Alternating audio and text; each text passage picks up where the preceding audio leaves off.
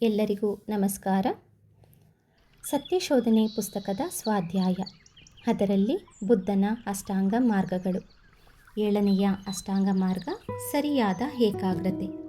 ಬುದ್ಧನು ಧರ್ಮವನ್ನು ಹೀಗೆ ಪ್ರವಚಿಸಿದ್ದಾನೆ: ಧರ್ಮವೆನ್ನುವುದು ಅತ್ಯುನ್ನತವಾದ ಕಟ್ಟಕಡೆಯ ವಿಷಯವಾದ ಸತ್ಯ. ಇದನ್ನು ನಾವು ಪ್ರತ್ಯಕ್ಷವಾಗಿ ನೋಡಬಹುದು, ಸಮಯದೊಂದಿಗೆ ಕೆಲಸವಿಲ್ಲದ್ದು ಹೊರತೆಗೆದು ನೋಡಬಹುದು ಹಾಗೂ ಆಚರಿಸಬಹುದು. ಅದು ಯಾವಾಗಲೂ ನಮಗೆ ಸಿಗುತ್ತದೆ, ನಮ್ಮಲ್ಲೇ ಅಂತರ್ಮುಖವಾಗಿರುತ್ತದೆ. ಧರ್ಮವೆನ್ನುವುದು ಎಲ್ಲೋ ದೂರವಾಗಿ ನಿಗೂಢವಾಗಿಲ್ಲ, ಭೌತಿಕ ಜೀವನದಲ್ಲಿ ನಮಗೆ ಬರುವಂತಹ ಅನುಭವಗಳೇ. ಸರಿಯಾದ ಏಕಾಗ್ರತೆ ಎಂದರೆ ಅರಿವಿನಿಂದ ಇರುವುದು. ಪಾಳಿ ಭಾಷೆಯಲ್ಲಿ ಸತಿ ಎಂದರೆ ಅರಿವು. ಸರಿಯಾದ ಅರಿವು ಅಥವಾ ಗಮನ ಅಂದರೆ ಯಾವಾಗಲೂ ಮಾಡುವ ಕೆಲಸದ ಮೇಲೆ ಗಮನ ಇರಿಸುವುದೇ ಸರಿಯಾದ ಏಕಾಗ್ರತೆ. ಯಾವಾಗ ನಾವು ಅರಿವಿನಿಂದ ಇರುತ್ತೇವೋ ಆಗ ನಮ್ಮೊಳಗೆ ಹೊರಗೆ ಏನಾಗುತ್ತದೆಯೋ ತಿಳಿಯುತ್ತದೆ.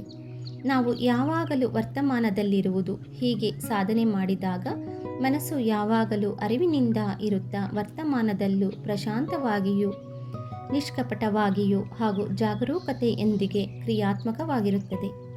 ಯಾವ ವಿಷಯದಲ್ಲಾದರೂ ಎಂತಹ ಅಭಿಪ್ರಾಯಕ್ಕೂ ಬರದೆ ಅವುಗಳನ್ನು ಕೇಳಿ ತೆಗೆದುಕೊಂಡು ಬಿಡುತ್ತಾ ಹೋಗಬೇಕು.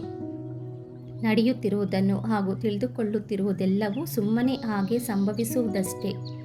ಜೀವನ ಶಾಶ್ವತವಲ್ಲವೆಂದು, ಎಲ್ಲ ಅಶಾಶ್ವತಗಳೆಂದು, ಸತ್ಯಜ್ಞಾನ ಒಂದೇ ಶಾಶ್ವತವೆಂದು ತಿಳಿದುಕೊಳ್ಳಬೇಕು.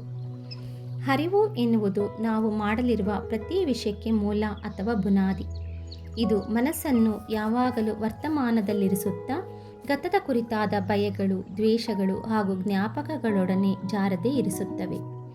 ಅರಿವಿಲ್ಲದ ಮನಸ್ಸನ್ನು ಕುಂಬಳಕಾಯಿಗೆ ಹೋಲಿಸಬೇಕು. ಅದು ಯಾವಾಗಲೂ ನೀರಿನ ಮೇಲೆ ತೇಲುತ್ತಾ ತೂಗಾಡುತ್ತಾ ಇರುತ್ತದೆ. ಅರಿವಿನ ಮನಸ್ಸನ್ನು ಒಂದು ಕಲ್ಲಿಗೆ ಹೋಲಿಸಬಹುದು. ನೀರಿನೊಳಗೆ ಕಲ್ಲು ಹಾಕಿದರೆ ತನ್ನ ಗಮ್ಯ ತಿಳಿದಿದೆಯಾದ್ದರಿಂದ ನೀರಿನೊಳಗೆ ಮುಳುಗಿ ನಿಧಾನವಾಗಿ ಅಲ್ಲಿಗೆ ಸೇರುತ್ತದೆ. ಅರಿವೆನ್ನುವುದು ತುಂಬ ಬಲವಾದದ್ದು. ಅದು ಮನಸ್ಸನ್ನು ಅಡ್ಡದಾರಿ ಹಿಡಿಯದಂತೆ ಮನಸ್ಸಿನಾಳಕ್ಕೆ ಹೋಗಿ ಗಮ್ಯ ಸೇರುವವರೆಗೆ ಕೆಲಸ ಮಾಡುತ್ತದೆ. ಅದು ಪ್ರಶಾಂತತೆಯನ್ನು ಹಾಗೂ ಜ್ಞಾನ ಕೈಗೂಡುವ ಹಾಗೆ ಮಾಡುತ್ತದೆ. ಅರಿವು ಎನ್ನುವುದನ್ನು 4 ಸ್ಥಿತಿಗಳಲ್ಲಿ ಗಮನಿಸಬಹುದು.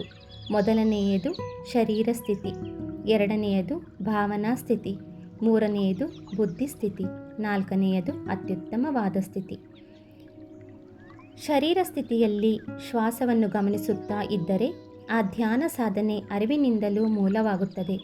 ಶ್ವಾಸವನ್ನು ಗಮನಿಸುತ್ತಿರುವವರೆಗೂ ನಾವು ವರ್ತಮಾನದಲ್ಲಿರುತ್ತೇವೆ, ಆಗ ಅರಿವಿನಿಂದ ಚೈತನ್ಯದಿಂದ ಇರುತ್ತೇವೆ. ಶರೀರ ಸ್ಥಿತಿಗಳಾದ ಕುಳಿತುಕೊಳ್ಳುವಿಕೆ, ನಿಂತುಕೊಳ್ಳುವುದು, ನಡೆಯುವುದು ಹಾಗೂ ಮಲಗಿಕೊಳ್ಳುವಾಗಲೂ ಅರಿವಿನಿಂದ ಇರಬೇಕು. ಆಗ ನಾವು ಶರೀರವಲ್ಲ, ನಮ್ಮಲ್ಲಿ ಶರೀರವು ಕೂಡ ಒಂದು ಭಾಗವೆಂದು ತಿಳಿದುಕೊಳ್ಳುತ್ತೇವೆ. ಹೀಗೆ ನಾವು ಪ್ರತಿ ಕೆಲಸದಲ್ಲೂ ಅರಿವಿನಿಂದ ಇರುವುದು ಕೂಡ ಧ್ಯಾನವೇ. ಭಾವನೆಗಳು ಅಥವಾ ಮನಸ್ಸಿನಿಂದ ಉತ್ಪನ್ನವಾಗುವ ಆಲೋಚನೆಗಳು 3 ವಿಧಗಳಾಗಿ ಬರುತ್ತವೆ. 1 ಸಂತೋಷದಿಂದ, 2 ವೇದನೆ ಅಥವಾ ದುಃಖದಿಂದ, 3ನೆಯದು ತಟಸ್ಥವಾಗಿಯೂ ಇರುತ್ತದೆ. ಈ ಭಾವನಾ ಪ್ರಪಂಚ ನಮ್ಮಿಂದ ಬೇರೆಯಾಗಿಲ್ಲ. ಭಾವನೆಗಳು ಮಾನಸಿಕ ಸ್ಥಿತಿಯ ಮೇಲೆ ಆಧಾರವಾಗಿ ಅರಿವು ಅಥವಾ ಚೈತನ್ಯ ಸ್ಥಿತಿಗೆ ಬಂದು ಪಂಚೇಂದ್ರಿಯಗಳ ಮೂಲಕ ಹೊರಗೆ ವ್ಯಕ್ತವಾಗುತ್ತವೆ. ಆ ಭಾವನೆ ಯಾವುದರೊಂದಿಗೆ ಸೇರಿದೆ ಎನ್ನುವುದನ್ನು ಮೆದುಳಿನ ಮೂಲಕ ಸಂಕೇತಗಳನ್ನು ಪಡೆದುಕೊಂಡು ಆಯಾಯ ಇಂದ್ರಿಯಗಳ ಮೂಲಕ ಹೊರಗೆ ಪ್ರಕಟವಾಗುತ್ತವೆ. ನಮಗೆ ಆಹ್ಲಾದಕರವಾದ ಅಥವಾ ಸಂತೋಷದೊಂದಿಗೆ ಇರುವ ಭಾವನೆಗಳು ವ್ಯಕ್ತವಾದಾಗ ಅವುಗಳ ಸಂಬಂಧಿಸಿದ ಪರಿಸ್ಥಿತಿಗಳನ್ನು ಹಾಗೆ ನೆನಪಿಟ್ಟುಕೊಂಡು ಅವುಗಳಿಗೆ ಅಂಟಿಕೊಂಡು ಅಂತಹ ಸ್ಥಿತಿಗಳನ್ನು ಕೋರಿಕೊಳ್ಳುತ್ತೇವೆ. ಆದರೆ ನೋವಿನ ಸ್ಥಿತಿ ಎದುರಾದಾಗ ದುಃಖ, ಭಯ, ದ್ವೇಷ ಮೊದಲಾದ ಭಾವನೆಗಳು ಹೊರಗೆ ಬಂದು ಆ ಸ್ಥಿತಿಯನ್ನು ಎದುರಿಸಲು ಉತ್ಸುಕವಾಗಿರದೆ ಅದನ್ನು ತಪ್ಪಿಸಿಕೊಳ್ಳಲು ನೋಡುತ್ತೇವೆ.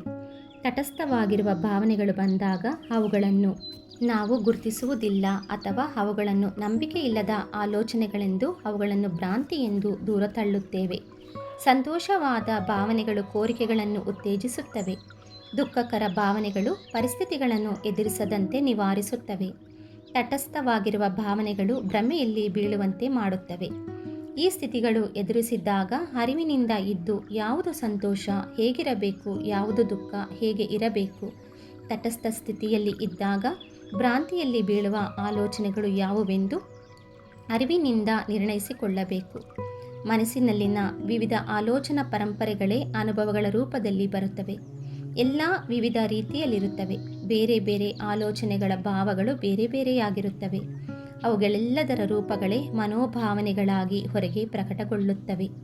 ಅವುಗಳನ್ನು ಯಾವಾಗಲೂ ಅರಿವಿನಿಂದ ಗಮನಿಸುತ್ತಾ ಇರಬೇಕು. ಇಂದ್ರಿಯ ನಿಗ್ರಹದೊಂದಿಗೆ ಈ ಮೊದಲು ತಿಳಿಸಿದ ಜ್ಞಾನೋದಯಕ್ಕೆ ಮೂಲಗಳಾದ 7 ವಿಷಯಗಳನ್ನು ಅರಿವಿನಿಂದ ಇದ್ದು ಪಾಲಿಸಬೇಕು. ಅರಿವನ್ನು ಹೊಂದಲು ಅಡ್ಡಿಯಾಗುವುದು ಸೋಮಾರಿತನ, ಇಂದ್ರಿಯ ವಾಂಛೆ, ಕೆಟ್ಟ ಕೆಲಸಗಳು, ಮಂದಸ್ಥಿತಿಯಲ್ಲಿರುವುದು, ಅಸಮಾಧಾನಗೊಳ್ಳುವುದು, ಅನಗತ್ಯವಾದ ಚಿಂತೆ ಹಾಗೂ ಅನುಮಾನ. ಸಾಧನೆಯ ಪ್ರಾರಂಭದಲ್ಲಿ ಇವು ಅಡ್ಡಿಯಾಗುತ್ತವೆ. ಇವುಗಳನ್ನು ಅರಿವಿನಿಂದ ಹೊಂದಿ ದಾಟುತ್ತಿರಬೇಕು. ಸಾಧನಾ ಸಮಯದಲ್ಲಿ ಯಾವಾಗಾದರೂ ಇವು ಅಡ್ಡಿಯಾಗುತ್ತಿದೆ ಎಂದರೆ ಅವುಗಳನ್ನು ಕೂಡಲೇ ಕಂಡುಹಿಡಿದು ಅಧೀನದಲ್ಲಿರಿಸಿಕೊಳ್ಳಬೇಕು. ಅದಕ್ಕಾಗಿ ಅರಿವು ಅಗತ್ಯ. Thank you friends.